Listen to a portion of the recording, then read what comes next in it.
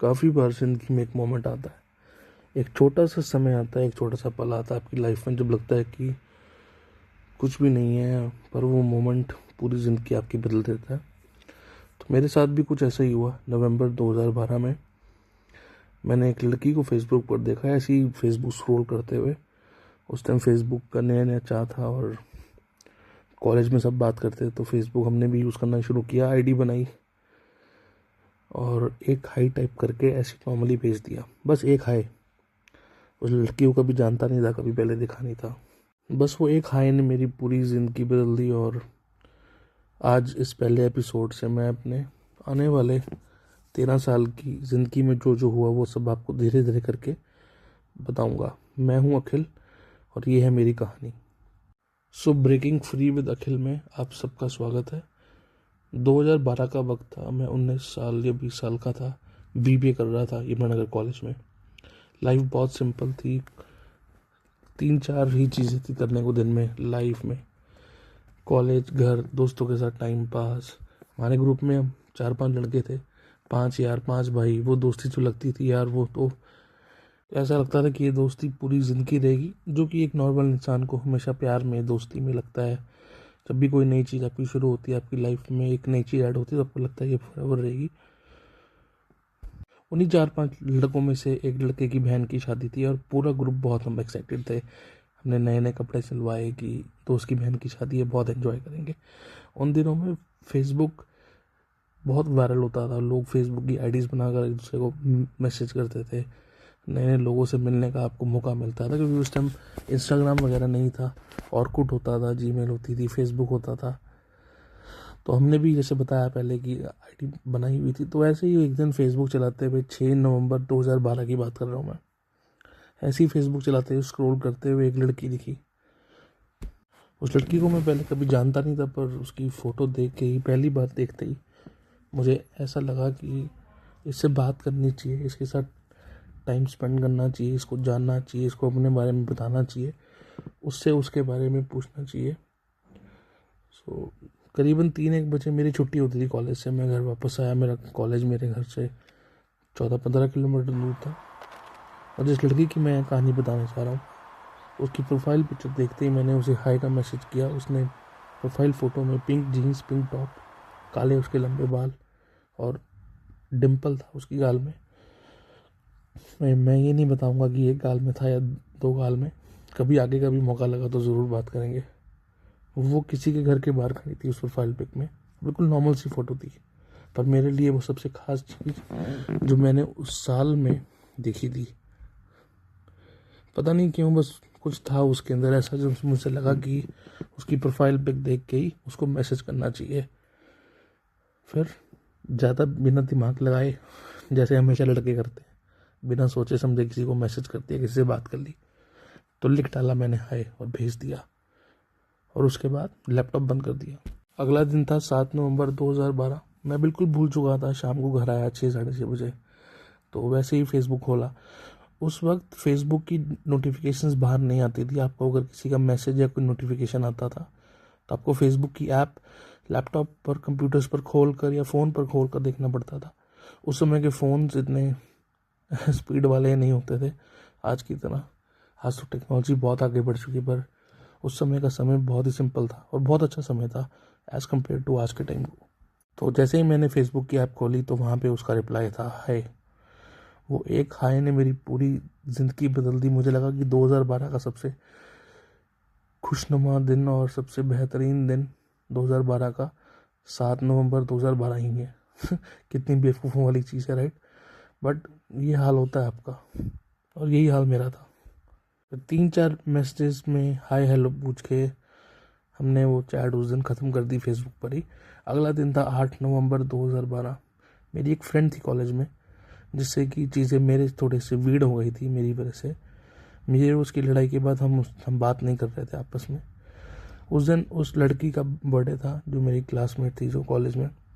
So I was invited for that birthday party, not through her because we were not on talking terms, but through a common friend. But मेरा मन नहीं था because चीज़ें इतनी weird थी उसके साथ, तो उसकी बर्थडे पार्टी पे जाके मैं क्या करता। इसलिए मैंने वो प्लान को ड्रॉप करके मैंने कहा मैं यहाँ सीधा घर जाऊँगा, और मुझे कुछ काम है। जैसे ही मैं घर पहुंचा, मैंने अपना बैग उठा के फेंका, कपड़े चेंज करे और जाते ही सीधा कंप्यूटर स्क्रीन पर जाकर बैठ गया और फेसबुक खोल के बैठ गया। उस समय TFT स्क्रीन होती थी मुझे अभी भी याद है, मेरे पास डेल का कंप्यूटर था, असेंबल किया हुआ था। CPU मैंने असेंबल करवा रखा था। एंड खोला तो मैं सोचा यार बात नहीं हुई उस लड़की से, तो एक बार ही और मैसेज करके देखते हैं कि आज कैसा कॉन्वर्सेशन होता है, मे बी आज कुछ अच्छा हो।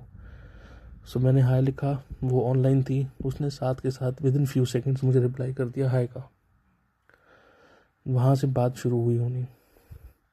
मुझे लगा कि जब लड़की एकदम से जवाब दे रही है, मतलब शायद में भी उसको भी बात करनी होगी मुझसे तभी, वरना लड़कियाँ कभी कभी ज़्यादा थोड़ा सा एटीट्यूड दिखाती हैं और थोड़ा सा मतलब होल्ड बैक करती हैं पहले मैसेज करने में या फास्ट रिप्लाई करने में। बिना कुछ टाइम वेस्ट करे मैंने चैट बॉक्स में लिख दिया, मैं एक ऐसी लड़की ढूंढ रहा हूँ जिसके साथ मैं सब कुछ शेयर कर सकूँ, 24 घंटे 7 दिन 365 दिन, जिस पर मैं रिलाई कर सकूँ, जो मुझ पर रिलाई कर सके, क्योंकि मेरी ज़िंदगी में कुछ मिसिंग सा है और हमेशा से मुझे लगता था कि कुछ मिसिंग सा है, मैं बस कोई बात करने के लिए नहीं है। एंड आप लोग हर बात अपने घर वालों के साथ, अपने भाई बहन के साथ नहीं कर सकते। तो बचपन से एक वो खाली जगह थी, अंदर एक कमी थी, घर में वो वार्मथ था जितना होना चाहिए, बट आप कभी कभी सबके साथ होकर भी बहुत अकेले होते हुए, आई गेस इस चीज़ से बहुत सारे सुनने वाले लोग अपने लाइफ को कंपेयर कर सकते हैं और मे भी सेम फील करें। तो मैंने उसे ये नहीं कहा कि मेरे को तुम्हें अपनी गर्लफ्रेंड बनाना है या तुमसे कोई रिश्ता रखना है या कोई फिल्मी लाइन मारी, नहीं, अपना सच बोला, जो उस टाइम फील कर रहा था वो उसे बता दिया। और कभी कभी सच बोल देना चाहिए, कभी कभी जो दिल में होता है उसको जितना ईजिली और जितना सटली आप अगर अपने वर्ड्स में बोल कर किसी को बता दें, उतना आपका दिल जल्दी खाली भी हो जाता है और आपको अच्छा भी लगता है और आपकी एक्सपेक्टेशन भी कम हो जाती है। बिकॉज जिस चीज़ को लेके आप अपने दिमाग में इतने टाइम से सोच रहे होते हैं कि उसका रिजल्ट क्या होगा, अगला बंदा हाँ करेगा ना करेगा, बट कभी कभी बोल देना चाहिए था। मैंने भी बोल दिया था पहली बारी। एंड आगे से उस लड़की का जवाब आया, उस लड़की ने कुछ नहीं बोला, 2 मिनट बाद अपना नंबर भेज दिया खुद से। वो नंबर आज भी मेरे दिमाग में, आज 15 मार्च 2026 है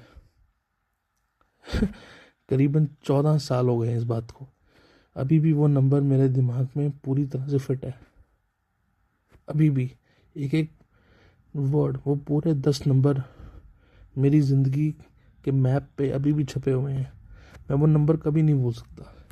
एक लड़की जिसे मैं पहले जानता नहीं था, 6 नवंबर 2012 से, जिससे बात करते अभी मुझे सिर्फ चंद 20-25 मैसेज हुए हैं, 48 घंटे भी पूरे नहीं हुए, मेरे एक बारी बोलने पर उसने अपना नंबर शेयर कर दिया। वो लड़की जो दूसरी स्टेट की है, जो मेरे हरियाणा स्टेट की भी नहीं है, फिर कभी बताएंगे कौन सी स्टेट की है, आगे जाके, आगे बहुत टाइम मिलेगा। मैं चाहता हूँ आप इस वीडियो को बहुत प्यार दें और मेरे साथ बने रहें। तो आप अगर अपना पेशेंस दिखाएंगे मेरे साथ, सो आपको सीरियसली आपको ये कहानी वर्थफुल लगेगी सुनने के लिए। तो उसने खुद अपना नंबर दे दिया, वो नंबर उस सेकंड से मेरे जहन में छप गया, आज ही मुझे याद है। मैंने तुरंत मैसेज फेसबुक से हटाकर उसके नंबर पर भेज दिया। मेरे मैसेज भेजते ही उस लड़की का पहला मैसेज का रिप्लाई ये आया कि तुम मुझे कभी भी कॉल या मैसेज कर सकते हो, तुम्हें जो भी चीज़ शेयर करनी होगी तुम मुझसे कभी भी शेयर कर सकते हो बिना झिझकिचाए। तो 2-2:30 बजे का टाइम था। एक्चुअली वो लड़की भी कॉलेज जाती थी, BCom ऑनर्स कर रही थी, दूसरे स्टेट की थी। एंड उसकी ट्यूशन्स होती थी लगातार 3। उन दिनों में नवंबर में एग्ज़ाम्स होते थे कॉलेजेस में, सो उसकी ट्यूशन्स थी लगातार 3। So she asked me that she is now going for tuition and she'll be back within few hours and then she'll talk to me.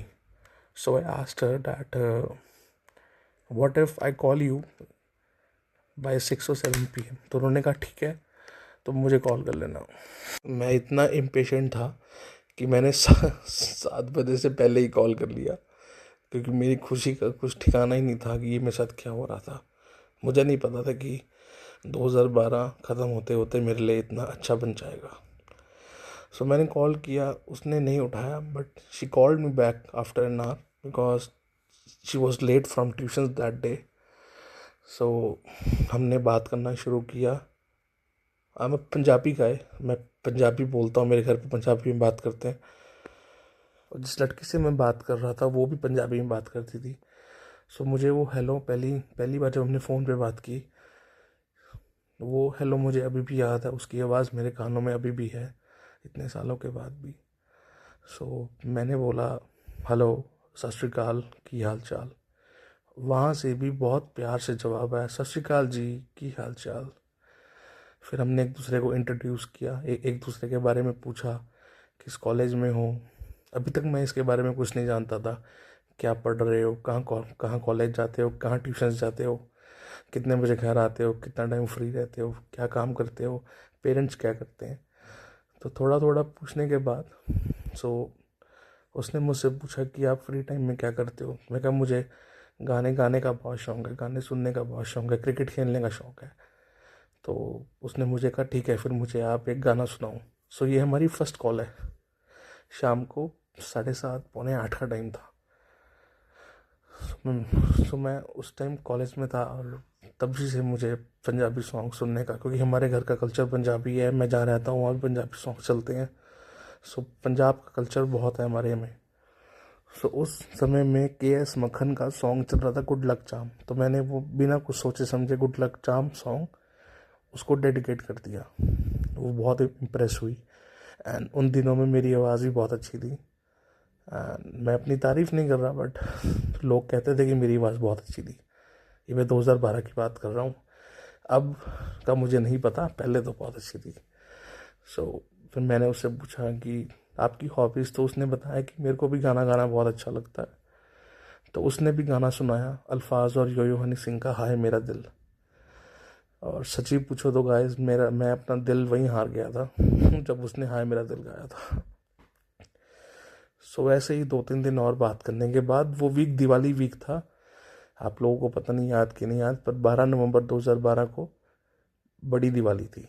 तो लक्ष्मी पूजा करने के बाद मैंने उसे कॉल किया कि मैंने उसे इनडायरेक्टली वे में उस दिन अपने दिल की बात बोल दी कि मुझे आप बहुत पसंद हो, मैं आपके साथ पूरी ज़िंदगी रहना चाहता हूँ, and this is love at first sight for my side. That's why मैंने आपको मैसेज किया था। और सॉरी मैं इतना अपफ्रंट होके बता रहा हूँ, बट यही मेरी फीलिंग्स हैं। तो उसके रिप्लाई में उसने मुझे बोला कि मैं भी बहुत लाइक करती हूँ आपको। इन 3-4 दिन में मैंने कभी किसी से इतनी जल्दी बात नहीं करी, इतना जल्दी ओपन अप नहीं हुई। बट मैं आपको एक चीज़ बताना चाहती हूँ कि उसने मुझे फर्स्ट डे क्लियर कर दिया था कि मेरी लाइफ के कुछ इंपॉर्टेंट डिसीजंस मेरे फैमिली वाले लेंगे, जैसे कि मुझे शादी कहाँ करनी है, क्योंकि मेरे मैटरनल अंकल आंटी का यानी कि मामा मामी का बहुत इन्फ्लुएंस है मेरे घर वालों पर, और मेरे फादर भी मेरे लिए लड़का खुद ही ढूंढेंगे। सो एक बारी के लिए तो मेरा दिल वहीं चकनाचूर हो गया था कि मैंने अपने दिल की बात बताई है, लड़की मुझे लाइक भी करती है, बट इस चीज़ का कोई फ्यूचर नहीं है। बट जैसे बाकी लोग रिलेशनशिप्स में करते हैं, मैंने भी अपने दिल पर एक बहुत बड़ा लोन लेकर, यस आपने सही सुना अपने दिल पर लोन लेकर मैंने उस चीज़ को आगे बढ़ाया और उसे बोल दिया कि let's not think about future का नहीं सोचते। अभी करंटली हमारे पास जितना टाइम है हम उतना टाइम आपस में बिता सकते हैं, एंड आगे 3-4 साल में जो भी चीज़ होनी है उसका तब देखा जाएगा, बट लेट्स डू इट। सो वो बहुत खुश हुई, मैं भी बहुत खुश था। ऐसा लगा कि 12 नवंबर 2012 मेरे लिए मेरी लाइफ का अभी तक का सबसे बेहतरीन और सबसे प्यारा दिन था। सो दिवाली मनाई, दिवाली के पटाखे फोड़े। उस दिन मेरे लिए डबल दिवाली थी कि मुझे मेरा प्यार मिल गया था, और दिवाली मेरा सबसे फेवरेट फेस्टिवल है। सो गाइस, इसके आगे की स्टोरी जो भी इसके बाद होता है, अभी बहुत कुछ है आप लोगों के लिए, बहुत कुछ, मतलब 13 साल की कहानी है इसके बाद। ये तो सिर्फ चंद 14-15 मिनट की बात मैंने आपको बताई है, कुछ 10-15 दिन की बात जो कि 14 मिनट की वीडियो में बनाई है। इसके अलावा बहुत कुछ है आपके लिए। सो मैं चाहता हूँ आप इस वीडियो को एंड तक देखें, इस वीडियो को बहुत प्यार दें और मेरे साथ पेशेंस बनाए रखना। मैं जल्द से जल्द अगला एपिसोड डाल के आप लोगों को बिल्कुल वेट नहीं करने दूंगा। जय Shri Ram. Thank you for watching.